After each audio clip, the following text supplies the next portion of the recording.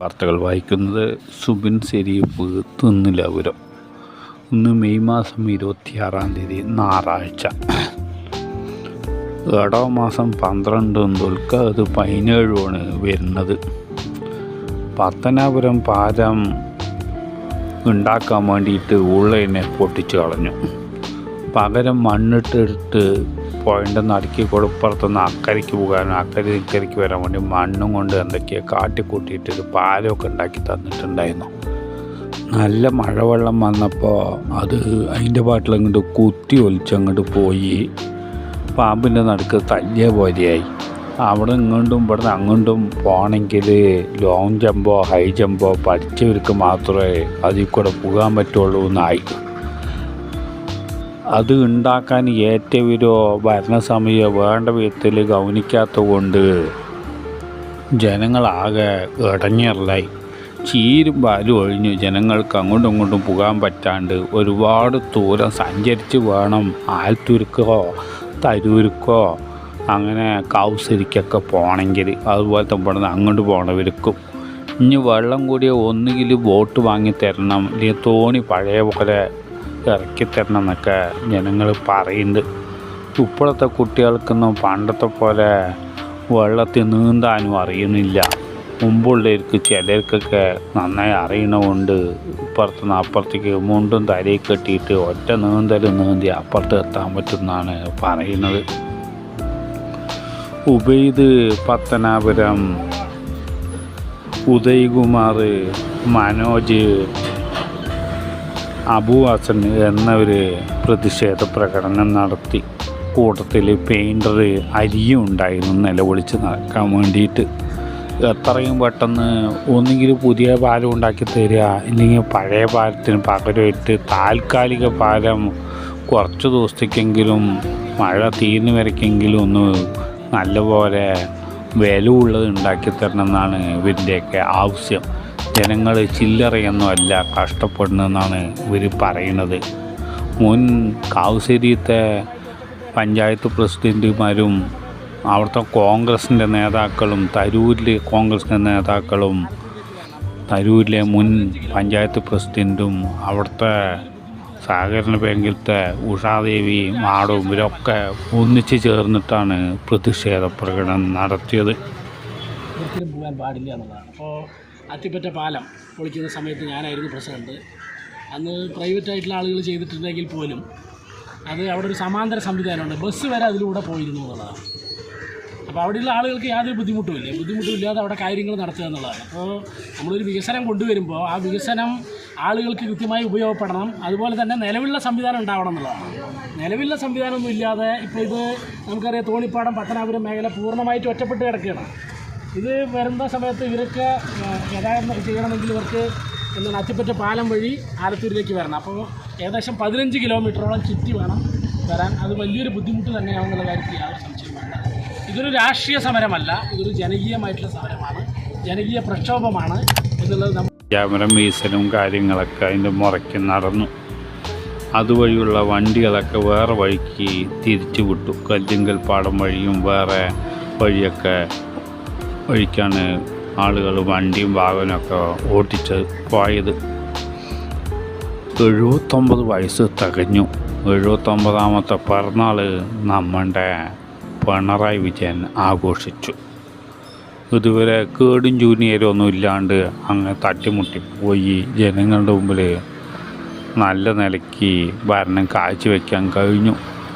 ദൈവത്തിൽ വിശ്വാസമില്ലെങ്കിലും ജനങ്ങളുടെ പേരിലുള്ള വിശ്വാസത്തിൻ്റെ പുറത്ത് ഇനിയും നാട് ഭരിക്കാനുള്ള അവസരം ഉണ്ടാക്കി തരാൻ ജനങ്ങളുടെ പറഞ്ഞിട്ടുണ്ടായിരുന്നു. 6ാമത്തെ ഘട്ടമായുള്ള തിരഞ്ഞെടുപ്പാണ് കഴിഞ്ഞത്.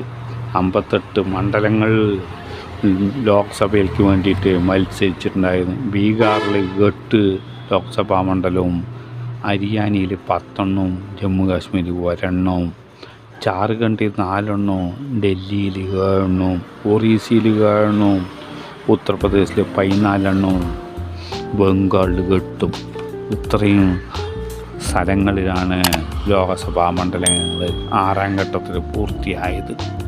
ജൂൺ 4-ാം തീയതിക്ക് ഇതെല്ലാം പാടെ കൂട്ടിച്ചേർത്തിട്ട് എണ്ണും. എത്ര MP-മാർ വരും, എത്ര ആൾക്കാർ പൊട്ടിപ്പൊളിഞ്ഞ് പാളീസാവുമെന്ന് അറിയാൻ പറ്റും. നമ്മുടെ കേരളത്തിൽ 2 പേര് ലോക്സഭയ്ക്ക് നിയമസഭയിൽ നിന്ന് മത്സരിച്ചിട്ടുണ്ടായി. ഒരാൾ മന്ത്രിയും ഒരാൾ MLA ആണ്. ഇവരിൽ 2 പേരും ജയിക്കുന്നുള്ള ഒരു പ്രതീക്ഷ ജനങ്ങളിൽ ഉണ്ട്.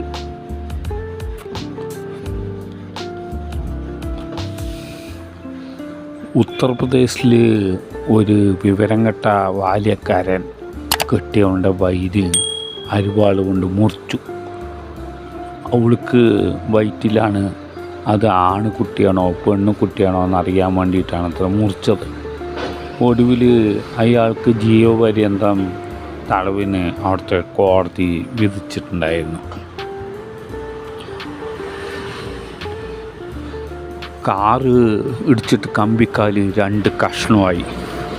നെന്മാറിൻ്റെ അടുത്തുള്ള കുരുവിക്കൂട്ടം പറയുന്ന സ്ഥലത്താണ് സംഭവിച്ചത്. പൊള്ളാച്ചിന്ന് നെന്മാറയ്ക്ക് വിരളി പിടിച്ച് എന്തൊക്കെയോ ആലോചിച്ചിട്ട് പട്ടാണി കുതിരവിട്ട പോലെ വണ്ടിയും കൊണ്ട് വന്നു. അറമുറയെന്ന് വന്നിട്ട് കമ്പിക്കല്ലിടിച്ചു. അതിൻ്റെ അടുത്ത് കൂടെ 11 kV ലൈനൊക്കെ പോകണ്ടായിരുന്നു. ഭാഗ്യം കൊണ്ട് ചപ്പാത്തി പോലെ ആയി കാറ്. എന്നാലും ഓട്ടിച്ച ആൾക്കും കൂടെയുള്ളവർക്കും ഒരു കേടും പറ്റിയില്ല. അതുകൊണ്ട് രക്ഷപ്പെട്ടു. കാറും കേട് വന്നു, കമ്പിക്കാലിന് 2 കഷ്ണമായി. ഇനി കറണ്ട് ഓഫീസിൽ പറഞ്ഞിട്ട് പുതിയ കമ്പിക്കാർ വയ്ക്കാനുള്ള പൈസ കൊടുക്കേണ്ടി വരുമെന്നാണ് പറയണത്. പത്മജ വേണുഗോപാലിനെ ജാർഖണ്ഡ് ഗവർണറാക്കാമെന്ന് പ്രധാനമന്ത്രി നരേന്ദ്രമോദി പറഞ്ഞു.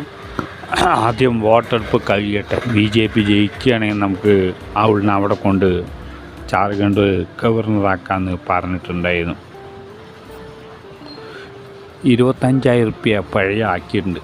18 വയസ്സിൽ താഴെയുള്ള കുട്ടികൾ വണ്ടി വാഹനം ഓട്ടിച്ചു കഴിഞ്ഞാൽ RTO പിടിച്ചു കഴിഞ്ഞാൽ 25,000 രൂപ പഴയ അടയ്ക്കണം. വാപ്പാൻ്റെയും ഉമ്മാൻ്റെയും പേരിലാണ് ആ വണ്ടിയെങ്കിൽ അവരായിരിക്കും കോടതി കയറേണ്ടി വരിക, പഴ കെട്ടേണ്ടി വരിക എന്ന് മോട്ടോർ വാഹന വകുപ്പ് പറഞ്ഞിട്ടുണ്ടായിരുന്നു. ബോംബെയിൽ വലിയ വീട്ടിലത്തെ ചെക്കന്മാർ വില കൂടിയ കോടികൾ വിലയുള്ള വണ്ടി ഓട്ടിച്ചിട്ട് കാർ ഓട്ടിച്ചിട്ട് 2 ആൾക്കാർ വഴി കൂടെ നടന്നു പോണവർ മരിച്ചിട്ടുണ്ടായിരുന്നു. അതിൻ്റെ അടിസ്ഥാനത്തിലാണ് പുതിയ നിയമം കൊണ്ടുവന്നത്. ആ ചെക്കന്മാർക്ക് 16ഉം 17ഉം വയസ്സ് മാത്രമാണ് ഉണ്ടായിരുന്നത്.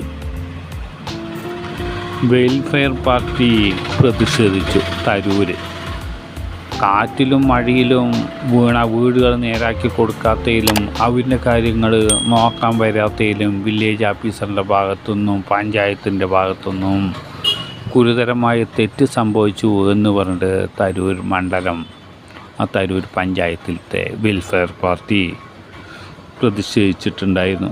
അവർക്ക് ആവശ്യമായ സഹായങ്ങൾ, നിയമസഹായങ്ങൾ വാങ്ങിക്കൊടുക്കാൻ വേണ്ടി മുന്നിൽ നിൽക്കുന്ന ഒരു പാർട്ടിയും കൂടിയാണ് വെൽഫെയർ പാർട്ടി. മൈസൂർ പറയുന്ന രാജ്യത്ത് പ്രധാനമന്ത്രി താമസിച്ച ഹോട്ടലിൽ വാടക കൊടുത്തില്ല എന്ന് പറഞ്ഞിട്ട് അവിടുത്തെ 5 നക്ഷത്ര ഹോട്ടൽ ആൾക്കാർ കോടതിയിൽ കേസ് കൊടുത്തിട്ടുണ്ട്. 80,06,000 രൂപയാണ് അത്ര അതിന് ചിലവ് വന്നത്. ആഹാരവും സെക്യൂരിറ്റിയും CCTVയും ആ ഹോട്ടലിൻ്റെ ചാർജും ഒക്കെ ആയിട്ട് നല്ലൊരു കാശ് ചിലവ് വന്നിട്ടുണ്ട്. റാഡിസൺ പറയുന്ന ഹോട്ടലുകാരാണ് കേസിന് പോയി അടുക്കുന്നത്. ഇന്നത്തെ ആലത്തൂർ വാർത്തകൾ കഴിഞ്ഞു.